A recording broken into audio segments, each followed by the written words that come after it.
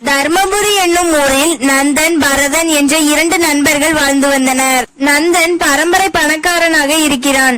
பரதன் ஒரு ஓவிய பயிற்சி கூடத்தை நடத்தி வருகிறான். நந்தன் எது கேட்டாலும் அதற்கு மறுப்பு கூறாமல் பரதன் உடனே கொடுத்து விடுவான். அதே போல் பரதன் எது கேட்டாலும் நந்தனும் மறுப்பு கூறாமல் உடனே கொடுத்து விடுவான். ஆனால் பரதன் தன்னிடம் இருக்கும் பழங்கால ஓவியங்களையோ அல்லது பழங்கால பொருட்களையோ யார் கேட்டாலும் கொடுக்க மாட்டான்.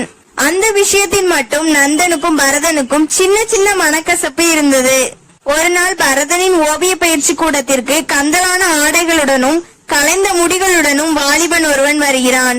அப்போது பரதனும் நந்தனும் ஓவிய பயிற்சி கூடத்தில் பேசிக் கொண்டிருந்தனர். அப்போது பரதன் அந்த வாலிபனை பார்த்து, யார் தம்பி நீ, உனக்கு என்ன வேண்டும் என்று கேட்கிறான். அப்போது அந்த வாலிபன், அண்ணே நான் ரொம்ப தூரத்தில் இருந்து வருகிறேன்.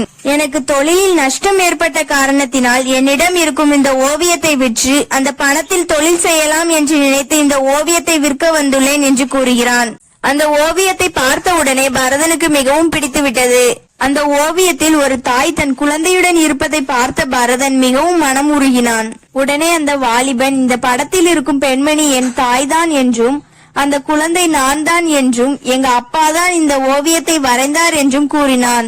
ஆனால் சூழ்நிலை காரணமாக இப்போது இந்த ஓவியத்தை விற்று பிழைக்க வேண்டிய நிலைக்கு தள்ளப்பட்டிருக்கிறேன் என்று அந்த வாலிபன் கூறினான். உடனே பரதன், இந்த ஓவியத்திற்கு என்ன விலை வேண்டுமானாலும் தருகிறேன் என்று கூறுகிறான். அதற்கு அந்த வாலிபன், எனக்கு 100 பொற்காசுகள் மட்டும் கொடுத்தால் போதும், சிறிய தொழில் ஒன்று ஆரம்பித்து விடுவேன் என்று கூறுகிறான். உடனே பரதன் அவன் கேட்ட பொற்காசுகளை கொடுத்து ஓவியத்தை வாங்கி கொண்டான். சில வாரங்களிலேயே அந்த வாலிபன் தொழில் செய்து நல்ல நிலைக்கு வந்து விடுகிறான். பின்பு தன் தாயின் நினைவு வந்ததால் அந்த ஓவியத்தை எப்படியாவது வாங்கிவிட வேண்டும் என்று நினைத்து பரதனிடம் வந்து, நீங்கள் கொடுத்த 100 பொற்காசுகளை வைத்து வியாபாரம் செய்து நல்ல நிலையில் இருக்கிறேன். ஆனால் என் தாயின் ஓவியத்தை உங்களிடம் கொடுத்த நாளிலிருந்து மன நிம்மதியே இல்லை. தயவு செய்து என் தாயின் ஓவியத்தை திருப்பி கொடுத்து விடுங்கள். அதற்கு பதிலாக என்ன வேண்டுமானாலும் கேளுங்கள், தருகிறேன் என்று சொன்னான் அந்த வாலிபன். இதையெல்லாம் பார்த்து கொண்டிருந்த நந்தன், என்னதான் உயிர் நண்பனாக இருந்தாலும் நான் கேட்டால் கூட அவனிடம் இருக்கும் அதிசய பொருட்களை தரமாட்டான். யாரென்று தெரியாத அந்த வாலிபனிடம் மட்டும் வாங்கிய பொருட்களை எப்படி கொடுப்பான் என்று சிந்தித்துக் கொண்டிருந்தான். நந்தன் நினைத்தது போலவே பரதன் அந்த ஓவியத்தை தரவே முடியாது என்று அந்த வாலிபனிடம் திட்டவட்டமாக சொல்லிவிட்டான். ஆனால் அந்த வாலிபன், என் தாயின் நினைவாக என்னிடம் இந்த ஒரே ஒரு ஓவியம் மட்டும்தான் இருக்கிறது.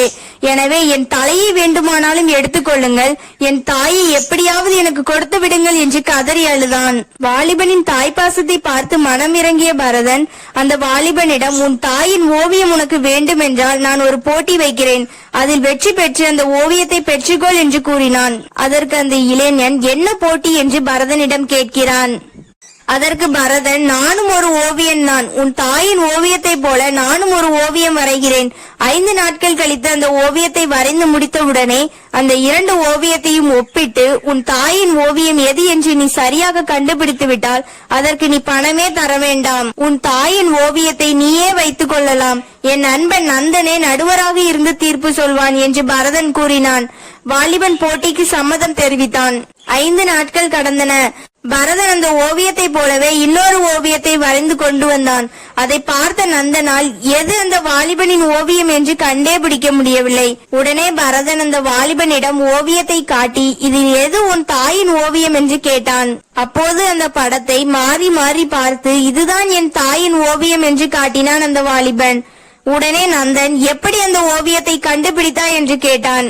அதற்கு அந்த வாலிபன், என் தாயின் மூக்குத்தியில் நீல நிற மரகதக்கல் இருக்கும். ஆனால் பரதன் வரைந்த அந்த ஓவியத்தில் மூக்குத்தியில் சிவப்பு நிற மரகதக்கல் பதித்திருந்தது. அதை வைத்துதான் என் தாயின் ஓவியத்தை கண்டுபிடித்தேன் என்று சொல்லிவிட்டு மகிழ்ச்சியுடன் ஓவியத்தை எடுத்துக்கொண்டு அந்த வாலிபன் சென்று விட்டான். இதையெல்லாம் பார்த்து கொண்டிருந்த நந்தன் பரதனிடம் சென்று, அந்த ஓவியத்தை எனக்கு தராமல் அந்த வாலிபனுக்கு கொடுத்து விட்டானே என்று நான் மனமருந்த கூடாது என்று போட்டி வைத்து அதில் என்னையே நடுவராக வைத்து அதில் தோற்று போகிற மாதிரி தோற்று போய் அந்த ஓவியத்தை அவனிடமே கொடுத்து விட்டாயே, இது நியாயமா நண்பா என்று கேட்கிறான். அதற்கு பரதன், நண்பா, நான் உன்னை ஏமாற்ற நினைக்கவே இல்லை. அதே நேரம் உனக்கும் எனக்கும் தாய் இல்லாத காரணத்தினால் தாய்ப்பாசத்திற்காக எவ்வளவு ஏங்கி தவிக்கிறோம் என்பது நாம் இருவருக்குமே தெரியும். அப்படி இருக்கும்போது நம்மை போலதான அந்த வாலிபனும் தன் தாயை நினைத்து ஏங்கி தவிப்பான். அதனால் தான் அவனது ஏக்கத்தை போக்குவதற்கு அவனது தாயின் ஓவியத்தை அவனிடமே கொடுத்து விட்டேன் என்று தெரிவித்தான். தனது நண்பன் சொன்ன காரணத்தை கேட்டு பரதன் கண் கலங்கி நின்றான். இந்த கதையின் நீதி: இந்த உலகில் நமக்கு எத்தனை சொந்த பந்தங்கள் இருந்தாலும் தாய் என்ற சொந்தம் இல்லாவிட்டால் நாம் அனாதைதான்.